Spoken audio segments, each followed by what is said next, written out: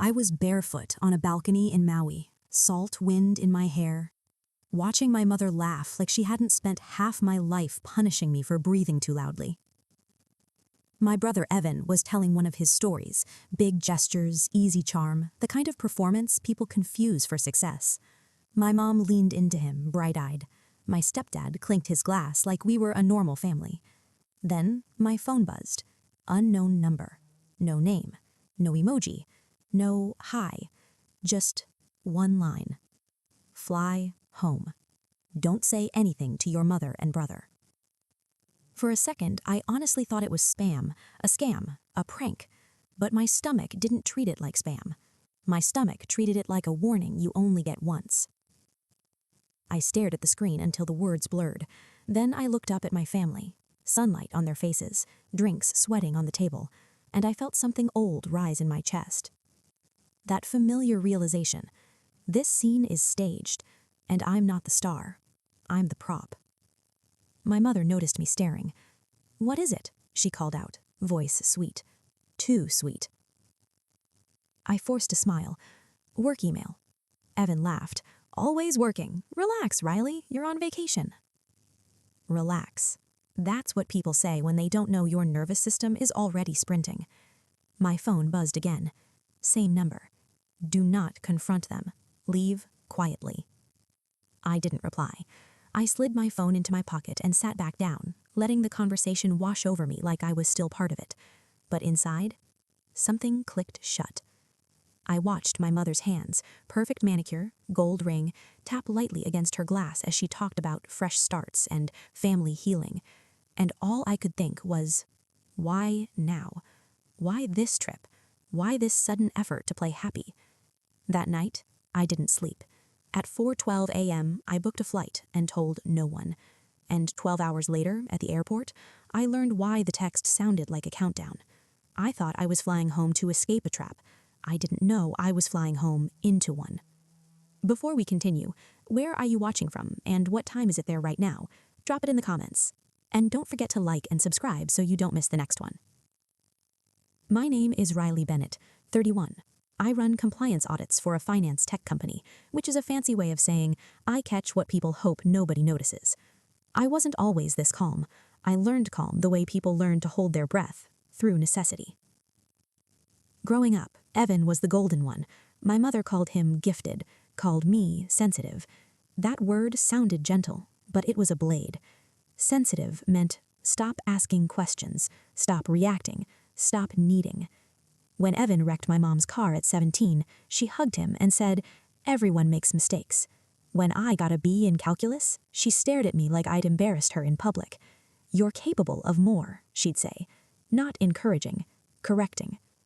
By college, I realized something simple. If I wanted safety, I had to build it myself. So I did. Scholarships, loans, 2 part-time jobs, no help from home. Not because they couldn't, because they didn't want to. Helping me wouldn't serve the family story. The story was, Evan shines, Riley survives. After graduation, I moved across the country and kept my distance. Not in a dramatic, no-contact way. In a quiet, I'm busy way. And for years, my mother barely tried. A birthday text here, a vague holiday call there. Nothing that looked like love. Then suddenly, 6 weeks ago, she called crying. Crying, my mother. "Riley," she said, voice trembling, "I don't want to waste more time. We've all been through so much. Let's do something as a family." Vacation, Maui, Evan insisted, all expenses covered, her treat. That should have been my first alarm, because my mother doesn't spend money unless she expects a return. When I hesitated, she went soft. "Please," she whispered, "just come, for me." I said yes because part of me still wanted to believe in the fantasy version of her, the version who missed me. Now, staring at that warning text, I saw the truth. They didn't invite me because they wanted me back. They invited me because they needed me close. Close enough to use. I didn't know what they were doing until the airport revealed my name was already attached to something massive. Honolulu International smells like coffee, sunscreen, and people leaving paradise. I walked off the plane into that bright airport lighting and felt my body lag behind my mind, like my brain had already sprinted ahead to brace for impact. At baggage claim, I saw them. 2 officers. Not rushing, not aggressive, just waiting with the calm posture of people who already know your name. And beside them, a woman in a navy blazer holding a folder like it weighed something. When she stepped toward me, she didn't smile. "Riley Bennett?" she asked. My throat tightened. "Yes." "I'm Dana Holt," she said, flashing a credential. "I'm legal counsel for North Harbor Capital. We need to speak with you, now." One of the officers added, "Ma'am, you're not under arrest, but we need to clarify some information regarding a financial instrument executed in your name." Executed. That word felt sharp. I tried to breathe. What instrument? Dana opened the folder and slid out a document. My signature was at the bottom, or something that looked like it. The amount at the top made my vision tilt. $1,480,000. "What is this?" I whispered. Dana's voice was controlled. "A personal guarantee tied to a short-term acquisition loan dated 4 days ago." 4 days ago? I was on vacation 4 days ago, with my family. My knees went weak fast, like my body understood what my brain was still refusing. The officer guided me to a chair. Dana continued, crisp and clinical.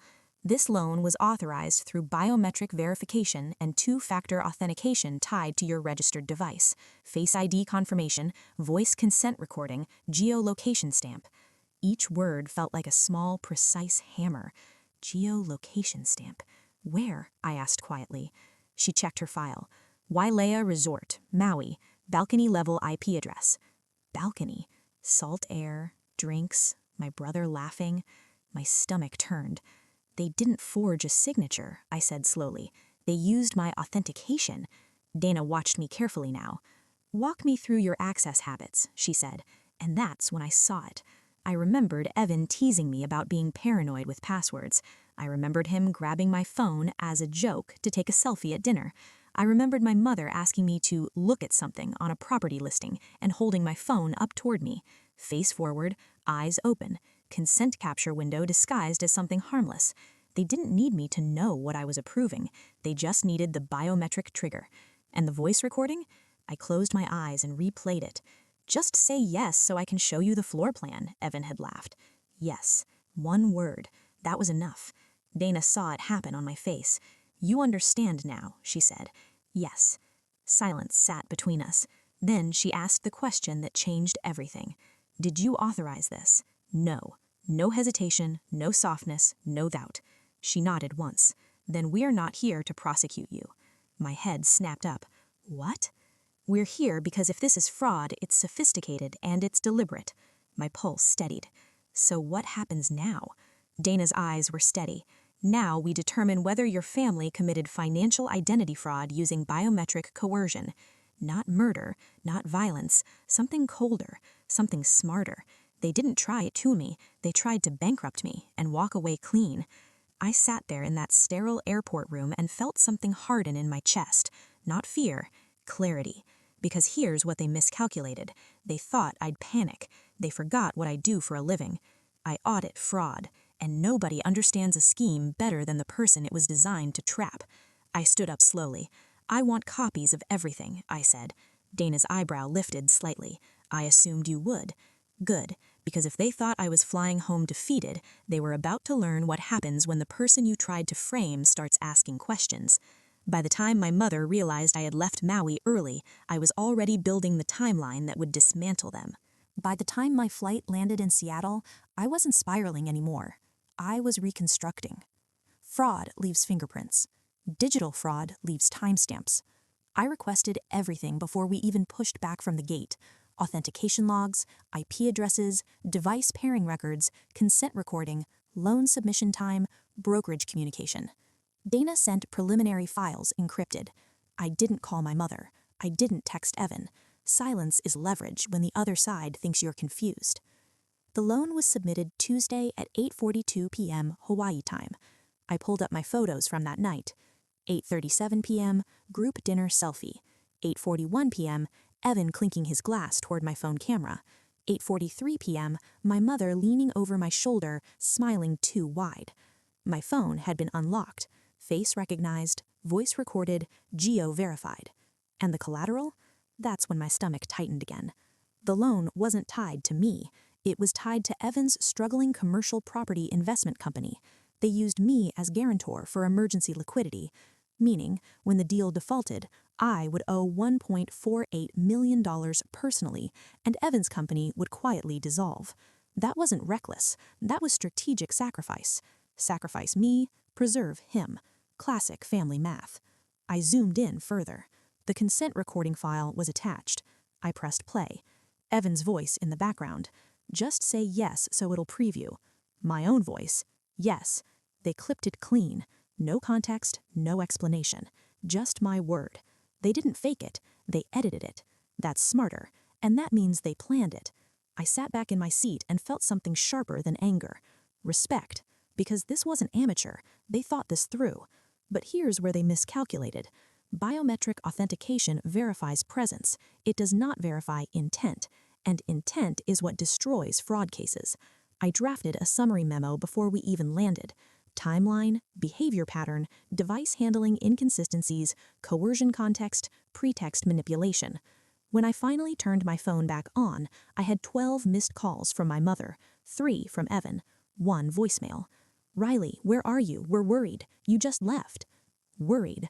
That word almost made me laugh. I didn't call back. Instead, I forwarded everything to Dana with one note. Let's initiate formal investigation. Because humiliation doesn't happen when you scream. It happens when you document. And by the time they realized I wasn't confused, their financial scaffolding had already started to crack. The first crack didn't come from the police. It came from their investors. Fraud investigations don't explode. They circulate, quietly. Dana's firm didn't call my mother. They called Evan's investors. Because once a guarantor disputes intent, every partner down the line starts protecting themselves. Within 48 hours, 3 things happened. North Harbor Capital froze disbursement of remaining funds. 2 secondary lenders initiated internal reviews. An investor who had been waiting to wire $600,000 paused pending clarification. Pending clarification, that phrase sounds harmless. It's not. It's the beginning of financial suffocation. Evan called me at 11:32 p.m. I answered on the 3rd ring. You filed a dispute? He demanded. I filed a clarification, I replied calmly. You're blowing this up for nothing. For nothing? I said evenly. You used my biometric verification to secure a 7-figure guarantee. Silence. Then he shifted tone. It was temporary. The bridge loan would have been repaid in 10 days. With what liquidity? I asked. He didn't answer, because that's the part he didn't plan for. I had already seen the numbers. His property acquisition had failed inspection 2 weeks prior. Revenue projections were fantasy. This wasn't bridge financing. This was desperation financing. My mother took the phone. Her voice was softer. Riley, sweetheart, this is a misunderstanding. Families help each other. Families don't secretly attach liability, I said. You're overreacting. That word again. My whole childhood distilled into one phrase. I didn't raise my voice. North Harbor is auditing all affiliated entities. That includes personal guarantees, cross-collateralized assets, and investor disclosures. My mother went quiet, because she finally understood. This wasn't emotional retaliation. This was procedural, and procedures spread. By Friday, one of Evan's junior partners resigned. By Saturday, rumors circulated in their investor group chat about irregular documentation. By Monday morning, a regional finance blog published a neutral but devastating headline. Investor review triggered after disputed biometric authorization in Bennett Holdings deal. Neutral tone, professional language, financial ruin. Evan texted me after that article dropped. You're destroying us. I stared at the message for a long time. Then I replied with one sentence. No, I'm removing myself. Because here's what happens when financial confidence cracks.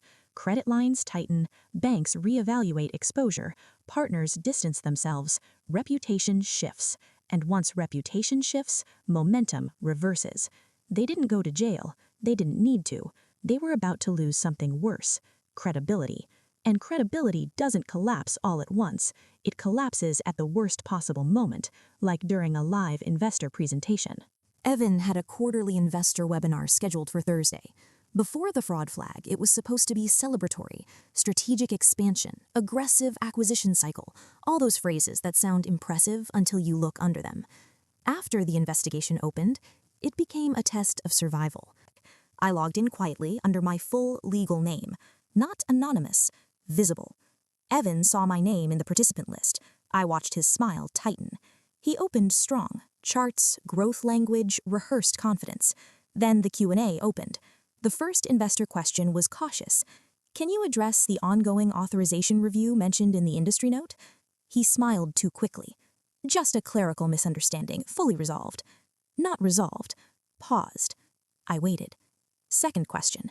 If a guarantor disputes intent, does that trigger a compliance audit across affiliated structures? He hesitated.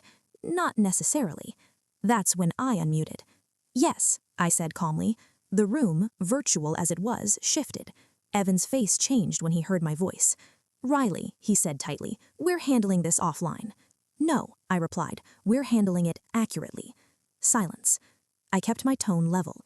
I did not authorize that guarantee with informed consent. An internal review is ongoing. Investors should request full disclosure before committing additional capital. One investor typed into the chat, "Is this fraud?" Evan tried to speak. I continued. I am cooperating fully with North Harbor Capital and Federal Compliance Review. I recommend independent verification of all biometric authorization procedures used in the last 90 days. Professional, measured, damaging. Within minutes, 3 investors left the call. You could see the participant count drop. Evan's co-founder went pale. My mother, who was sitting just off camera, I could see the edge of her shoulder, stood up abruptly and walked out of frame. The final blow wasn't dramatic. It was procedural. One investor spoke last. We will suspend pending commitments until independent audit confirms integrity. Suspend. That word again. Momentum snapped. The call ended early. By evening, 2 lenders formally withdrew. Within 72 hours, Evan's company defaulted on unrelated obligations triggered by the compliance flag. Cross-default clauses are brutal. One crack spreads. They didn't go to prison. They didn't need handcuffs. They watched their funding evaporate in real time. And the worst part?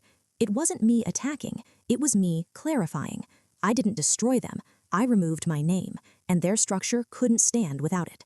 When my mother finally showed up at my door, she wasn't angry. She was desperate. My mother showed up on a Tuesday morning.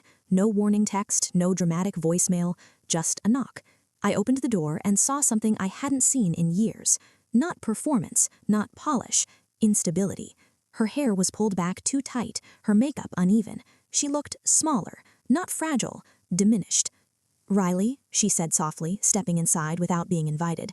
We need to talk. I didn't hug her. I didn't step back. I just watched. They've frozen everything, she said quickly. Investors pulled out. Banks won't extend credit. Evan can't refinance the property. It's collapsing. Yes, I know. She moved closer, lowering her voice like we were co-conspirators. You have to retract the dispute. No. The answer came clean and immediate. She blinked. If you don't, he'll lose everything. He already did, when he used my biometric authorization without consent. Her eyes hardened. It wasn't like that. It was exactly like that. She switched tactics, softer, wounded. You're his sister. And he used my identity as collateral. Silence. Then the truth slipped out. He needed the money. There it was. Not denial, just justification. And you needed me expendable, I said quietly. She looked at me, really looked, and for the first time I saw something close to recognition. You were always stronger, she whispered. You would have recovered. That sentence. That's the math. Sacrifice the resilient one, protect the fragile star. I nodded slowly.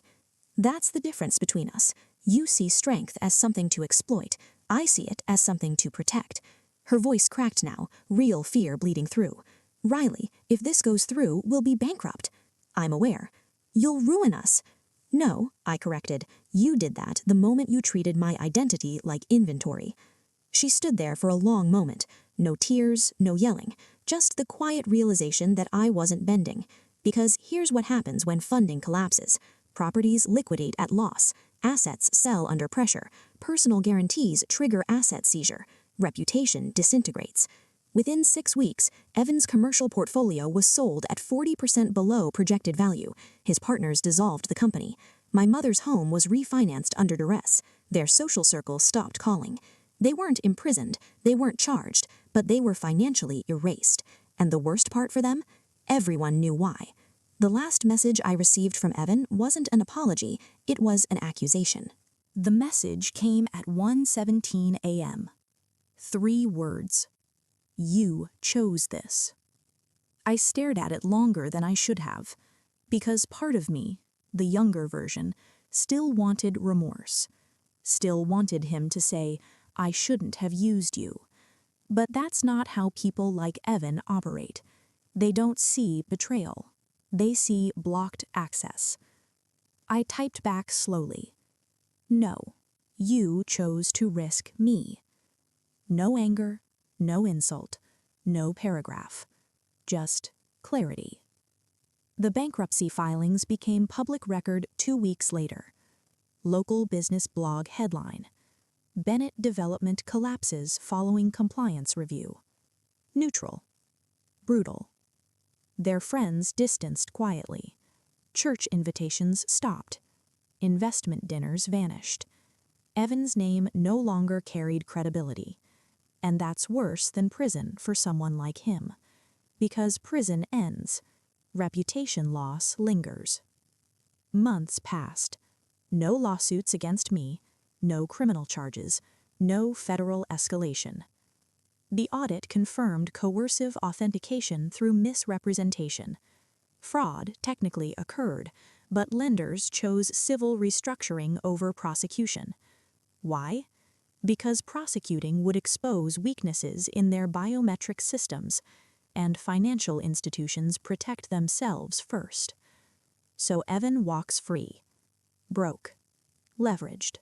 Flagged in industry databases. My mother relocated quietly. No dramatic goodbye. Just a smaller apartment and silence. And me? I didn't celebrate. I didn't post. I didn't smear. I kept working. Because revenge feels loud. This wasn't revenge. This was removal. And removal changes the power dynamic forever. The final time I saw my mother, she asked me one question I'll never forget. I saw her one last time at a mutual acquaintance's retirement event. Small room, finger food, polite smiles. She approached carefully, not angry, not crying, just tired. Are you happy now?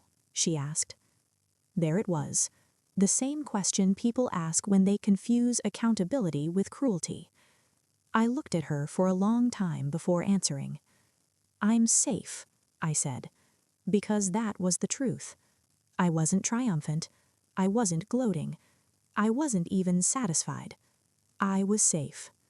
My name was clean, my credit intact, my reputation stronger than before, and most importantly, I knew exactly who my family was.